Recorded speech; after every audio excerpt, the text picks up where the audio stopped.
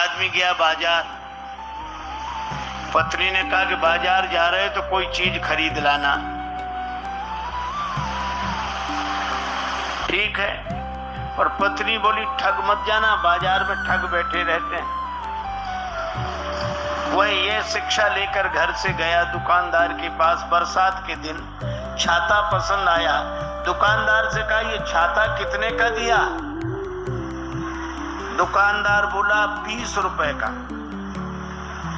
सस्ते का जमाना था।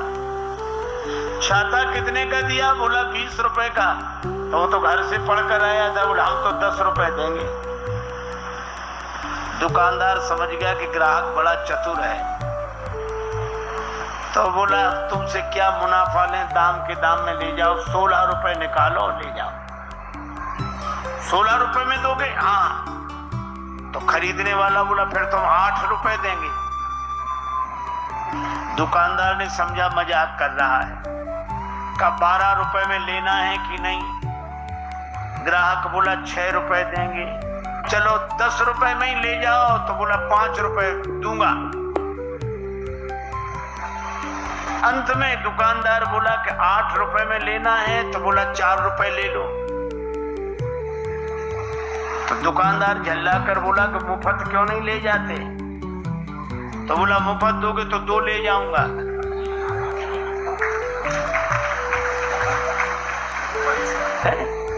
तो जब भाव में टिके बिना उसे छाता नहीं मिला, तो भाव में टिके बिना परमात्मा की छत्र छाया कैसे मिल जाएगी?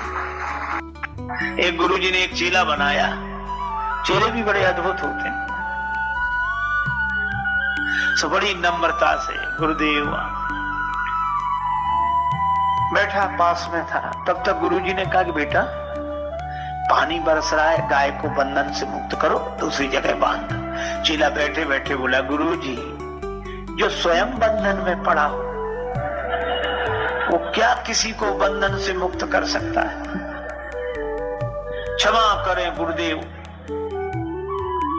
ये मुझसे नहीं हो सकता। बंधन से मुक्त करना तो आपका काम है गुरुदेव। गुरुजी भी समझ गए कि चेला नहीं गुरु वही मिला है। अब गुरुजी ने कहा चेले से विवाद कौन करे? चलो गुरुजी गए, गाय को की रस्सी खोलकर उसको दूसरी जगह छाया में बांध दिया। थोड़ी देर में गुरुजी फिर बोले बच्चा बाहर जाके देख पानी बरस रहा है कि बंद हो गया है? चेला बोला गुरुदेव ये बिल्ली आपके पास बैठी है, बाहर से ही आई है। आप तो इसके शरीर पर हाथ घुमाओ, शरीर गीला हो तो समझ लो पानी बरस रहा है, और शरीर सूखा हो तो समझ लो पानी बरसना बंद। गुरुजी फिर भी चुप रहे। और रात को गुरुदेव को नींद ना आए, दिया जल रहा था। बोले बेटा ये दिया बुझा दे। चेला बोला गुरुदेव अब रजाई में घुस गए, अब कौन निकले बाहर? आप तो एक काम करो, क्या रामायण की बात याद करो, बूंदिए नयन कतों को नहीं। आप तो आंख बंद कर लो, दिया को बुझा ही समझो। गुरुजी ने दिया बुझाया और सवेरे सवेरे एक भगत आया लड्डू लेकर। महाराज भगवान को भोग लगाओ, आप भी पाओ, सबको पवाओ। गुरुजी ने भगवान को भोग लगाया, बाल भोग लेकर। बोले बच्चा प्रसाद लेगा? तो दौड़ा दौड़ा आया। बोले गुरुदेव मैंने आपकी 3 आज्ञाएं नहीं मानी है, चौथी भी नहीं मानूंगा तो घोर पाप लगेगा। ये तो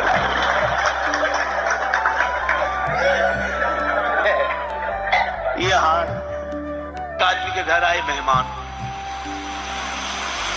बहुत जल्दी में थे, मिले और बोले अब जा रहा हूं। बोले ऐसे कैसे?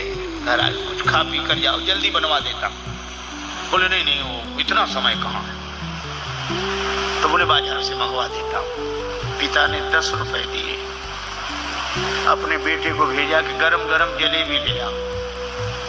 बेटा जाने लगा। पिता बोला देख लेना, गरम गरम का मतलब समझते हो क्या? बोले जैसे ही कढ़ाई से निकले वैसे।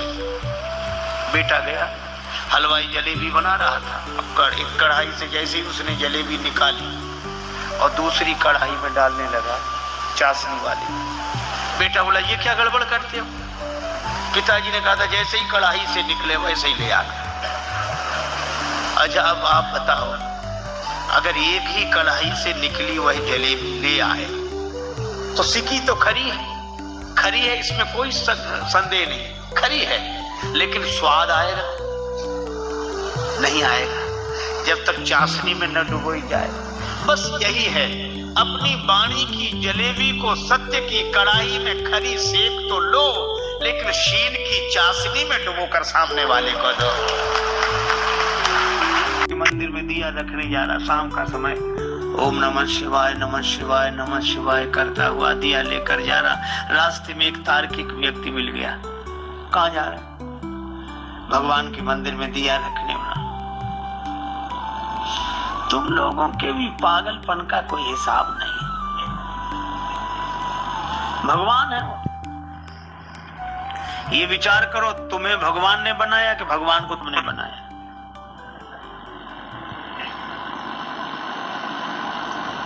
वो आदमी सोचने लगा कि हम तो भगवान की पूजा के लिए जा रहे, कहां से तर्क करने वाला रास्ते में मिल गया ये। तो उसने कहा कि भैया तुम बताओ क्या करें, हम तो मंदिर में दिया रखने जा रहे हैं, पूर्वजों से हमारे सब पितर यही करते आए हैं। तो वो क्या बोला, इतने दिनों से गलती चली आई तो क्या सही मान ली जाएगी? इसका अर्थ तुम भी गलत, तुम्हारी पीढ़ियां भी गलत।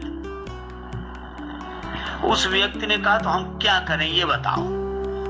वो बोला विचार करो, ये दिए में ज्योति कहां से आई?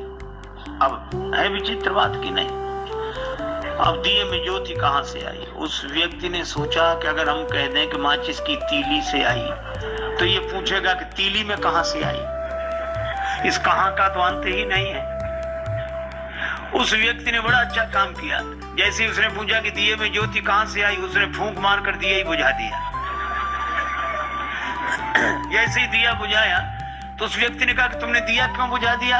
तो यह व्यक्ति बोला कि अब तुम ही बताओ दिए की ज्योति कहां गई?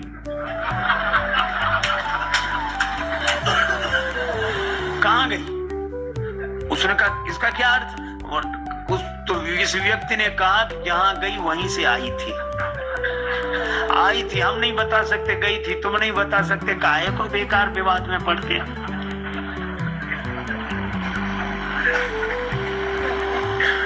अच्छा, इस तर्क से कुछ हल भी नहीं होता, कुछ हाथ भी नहीं लगता।